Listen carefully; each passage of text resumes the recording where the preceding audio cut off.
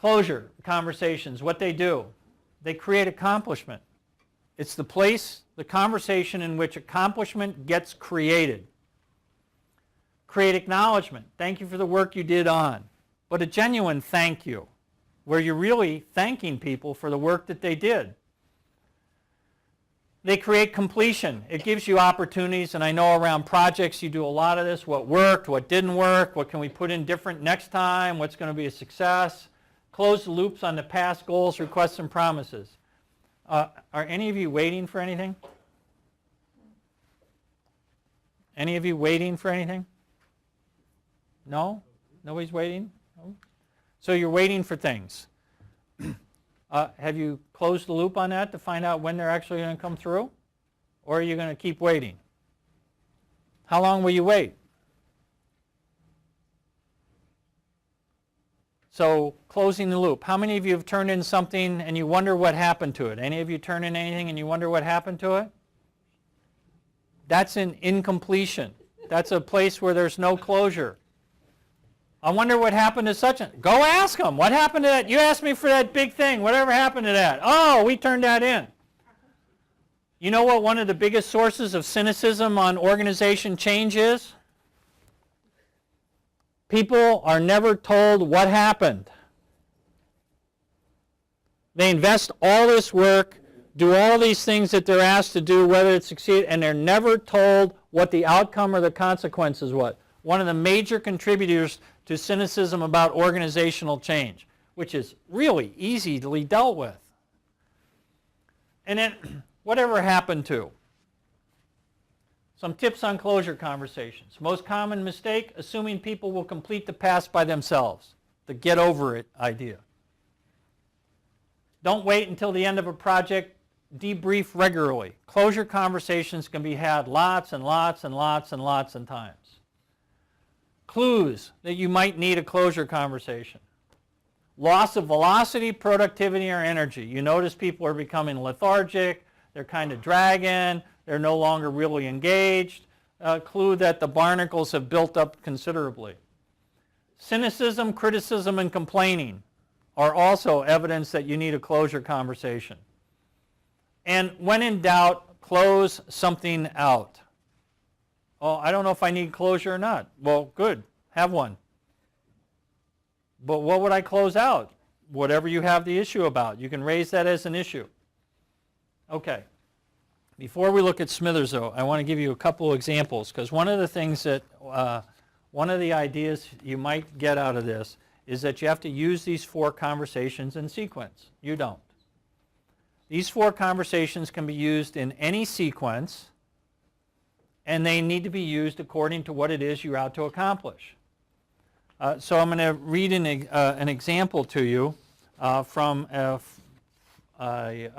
former student who took a senior level position in a hospital in Indiana. And I recently interviewed for a position in an organization for a director position in which was newly created and reports to someone I had worked for in the past. So this was a former boss of his. Since my old boss had been in this position, there had been many changes in the organization, in the new one that he was going into. Several directors were realigned and some were outplaced. So he's going into a director position in which directors have been outplaced and realigned.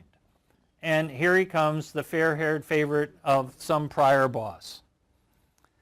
During the interview process, I was asked several times about this new position, what this new position would be like, who I'd report to, and who would report to me. People were understandably curious about how my presence would affect them. I interviewed with a panel of 14 frontline managers. I knew that this would be the most difficult of the interviews, as they had difficult positions and are typically pulled between frontline staff and administration. I assumed that my presence would evoke doubt and worry. I felt that acknowledging this up front may alleviate some of the anxiety that the panel felt and the anxiety that I felt in the interview process. Even though I had never officially met these individuals, I felt that having a closure conversation was appropriate. So he's never seen these people. He knows something about what's going on, and he's going to start the whole game with a closure conversation. Panel member, what do you think of your initial challenges will be? Me, well, of course, getting to know the system. But I imagine that my first challenge will be perceptual. Panel member, what do you mean by that? Well, I know from the interview process that you all have had a year of great changes. I know that Linda is relatively new and had brought in many new people. I know that the position I have applied for is new to the organization. I also know you have read my CV, and I am sure that it took you about 3 seconds to realize that I worked for Linda in the past. So here I am in a new position to the organization that was created by my old boss. I am sure that I will be viewed as Linda's boy. Panel, laughter. Me, by the way you responded to that, I can tell that many of you have thought that. I get it. That is okay. You will not trust me at first. Now imagine telling you're not going to trust me, but that would be true. I have no credibility. You shouldn't trust me. Acknowledging that up front. You won't trust me. It is not because I am not trustworthy. It is that you don't know me yet. This is where the perceptual challenge comes in. It will be up to me to prove myself to you through my actions that I am worthy of this position and this job. He goes on. And he successfully got the position. He has a great time with all those people. That's starting with a closure conversation before doing anything. Okay? It's acknowledging the facts. I'm Linda's boy from before. You've read my CV. If I were you, I'd be suspicious. I'm just acknowledging the facts. No apology for it. He's not apologizing for that. He's just acknowledging that up front. That's a closure conversation to start. If you were going to, for example, start using performance conversations, like Joe brought up the point about performance conversations. If I've been interacting with Sherry all this time and all I said, hey Sherry, can you get that for me? Yeah, sure. And that was the extent of our conversations. If I now wanted to change that, if I started talking to Sherry on Monday, say, well, Sherry, can you get this for me by this date because of this? That would be really strange. That would probably get her attention, but it'd be really strange. She'd want to know what kind of weird program I'd been doing over the weekend. So I'd want to tell her. So Sherry, I just want to acknowledge that, you know, we've always worked this way and I've always made my requests like that. And yeah, that's true.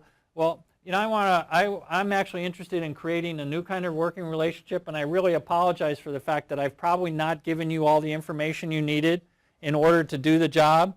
And I really appreciate that you've been able to take what I've given you and turn it into magic. So I would like to create a new way of working with you if you're agreeable to that, in which I now get more explicit about what I want, a timeline in which I want it, and we can negotiate to see if that works for you so that you're really better prepared to do what I'm asking and I know if you're really available. And then she'd say, well, okay, I think that would be okay.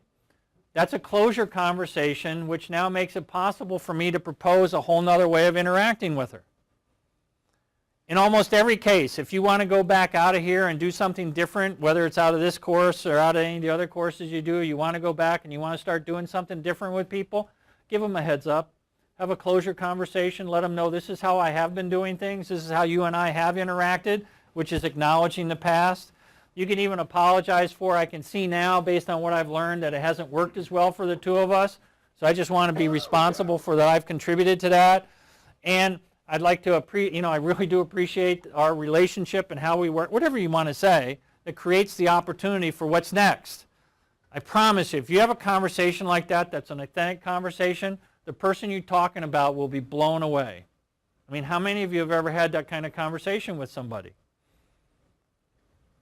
It really alters the nature of the relationship to do that. Closure conversations are the most powerful conversation you can have for altering a relationship with another human being, particularly at work. And they are the least used. The best we do, for those of you that are into project stuff, is you do the debriefs of the project. Now, what worked and what didn't work. But much of the other stuff is left out.